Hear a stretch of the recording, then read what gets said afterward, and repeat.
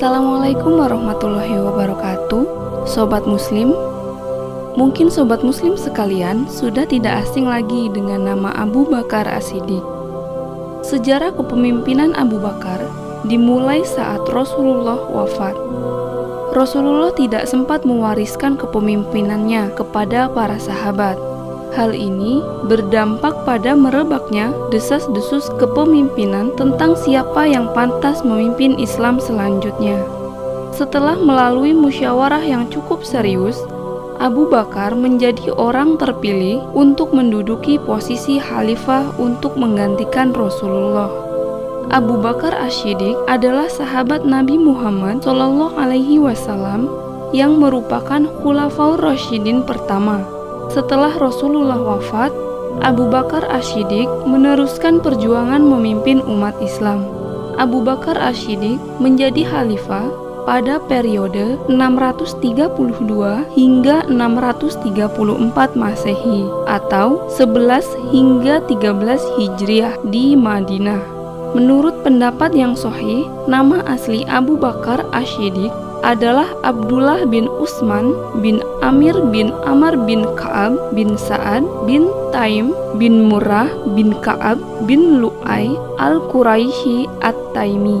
Abu Bakar As-Siddiq memiliki kulit yang putih, bertubuh kurus, berambut lebat, wajahnya tampak kurus dan dahinya muncul. Dirinya kemudian dijuluki dengan sebutan Atik dan As-Siddiq.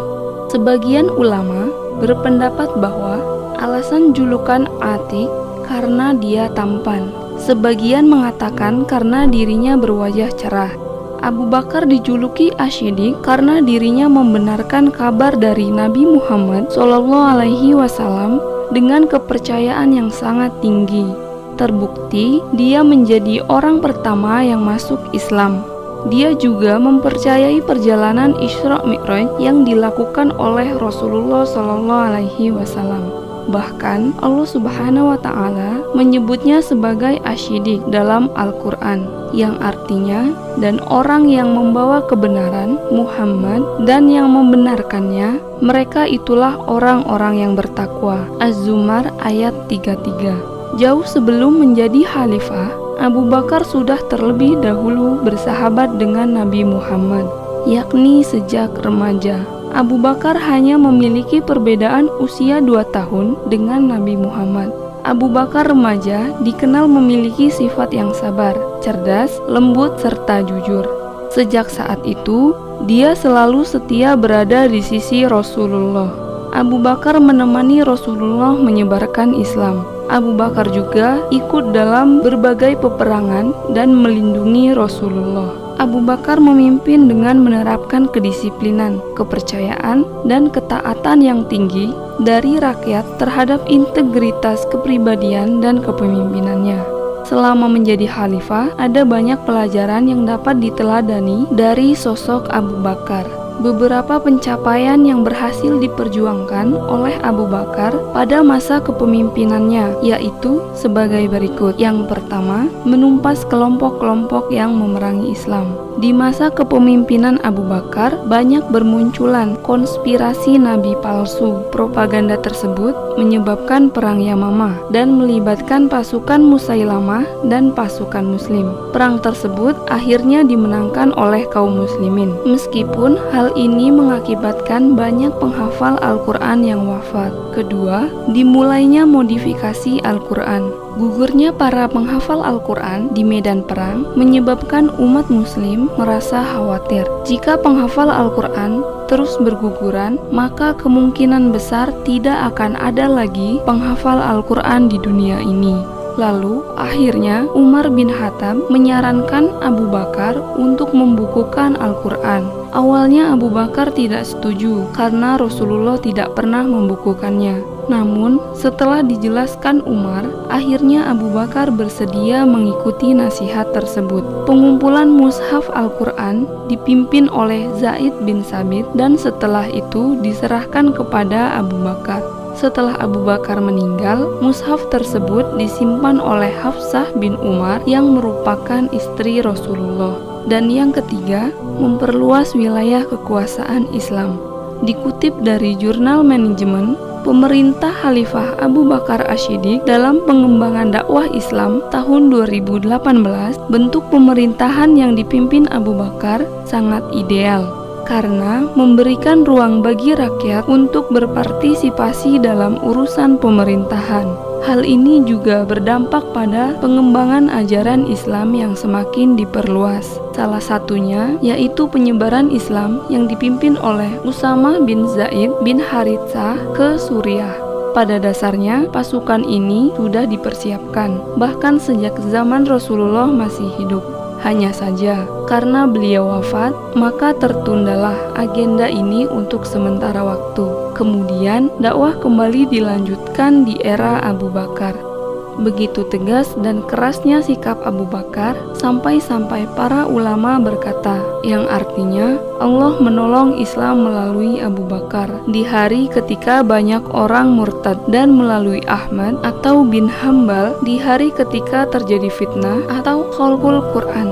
Berkat ketegasannya tersebut, Abu Bakar memerangi orang-orang yang murtad dan orang-orang yang enggan membayar zakat ketika itu.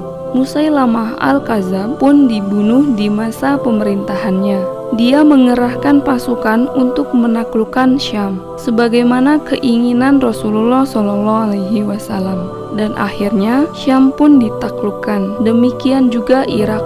Tidak ada lelaki yang memiliki keutamaan sebanyak keutamaan Abu Bakar Ash-Shiddiq. Beberapa di antaranya yakni: yang pertama, manusia terbaik setelah Nabi Muhammad SAW dari golongannya. Ibnu Umar radhiyallahu anhu berkata, yang artinya, kami pernah memilih orang terbaik di masa Nabi SAW. Kami pun memilih Abu Bakar. Setelah itu Umar bin Khattab, lalu Utsman bin Affan radhiyallahu anhu. Hadis riwayat Bukhari. Yang kedua, menemani Nabi Muhammad di gua saat dikejar kaum Quraisy. Dalam Al-Qur'an, Allah Subhanahu wa taala berfirman, salah seorang dari dua orang ketika keduanya berada dalam gua, di waktu dia berkata kepada temannya, janganlah kamu bersedih, sesungguhnya Allah beserta kita. At-Taubah ayat 40. Ketika hendak memasuki gua pun, Abu Bakar masuk terlebih dahulu untuk memastikan tidak ada hal yang dapat membahayakan Nabi Muhammad SAW. Ketiga, umat Muhammad diperintahkan untuk meneladani Abu Bakar Ash-Shiddiq. Nabi Muhammad SAW bersabda, ikutilah jalan orang-orang sepeninggalku, yaitu Abu Bakar dan Umar. Hadis riwayat Ahmad, Tirmizi, Ibnu Majah. Keempat, menginfakkan seluruh harta saat dianjurkan sedekah. Umar bin Khattab radhiyallahu anhu berkata, Rasulullah SAW memerintahkan kami untuk bersedekah, maka kami pun melaksanakannya. Umar berkata, semoga hari ini aku bisa mengalahkan Abu Bakar. Aku pun membawa setengah dari seluruh hartaku. Sampai Rasulullah bertanya, wahai Umar, apa yang kau sisakan untuk keluargamu? Ku jawab, semisal dengan ini. Lalu Abu Bakar datang membawa seluruh hartanya. Rasulullah SAW lalu bertanya, wahai Abu Bakar, apa yang kau sisakan untuk keluargamu? Abu Bakar pun menjawab, ku tinggalkan bagi mereka Allah dan Rasulnya. Umar berkata, demi Allah, aku tidak akan bisa mengalahkan Abu Bakar selamanya. Hadis riwayat Tirmizi. Yang terakhir, orang yang paling dicintai Nabi Muhammad SAW.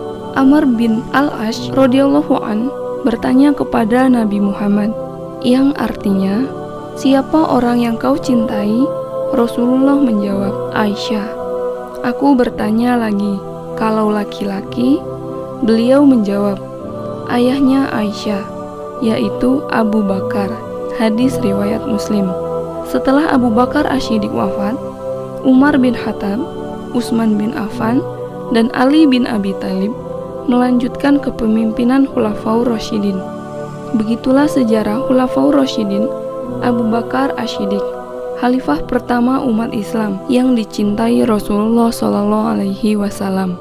Sekian Sobat Muslim, wassalamualaikum warahmatullahi wabarakatuh.